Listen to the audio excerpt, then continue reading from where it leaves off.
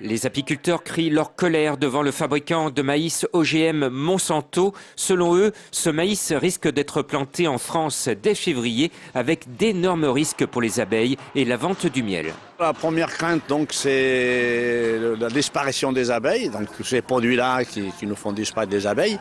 Deuxième crainte, c'est la crainte qu'on ne puisse plus commercialiser notre miel, puisqu'il y aura des OGM dedans. Pour dénoncer le vide juridique qui s'est creusé depuis la suspension du moratoire sur ce maïs OGM, une dizaine d'organisations se mobilisent pour faire réagir le gouvernement avant que ce maïs soit semé.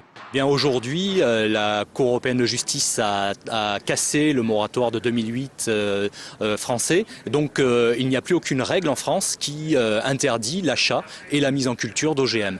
Pour se faire entendre par l'État, les manifestants s'appuient sur les exemples inquiétants de leurs collègues espagnols et allemands. Certains d'entre eux ne peuvent plus vendre leur miel. En Allemagne, l'affaire a démarré en 2008, lorsqu'un apiculteur allemand s'est vu rendu responsable de la commercialisation d'un miel contenant un OGM non homologué pour l'alimentation humaine.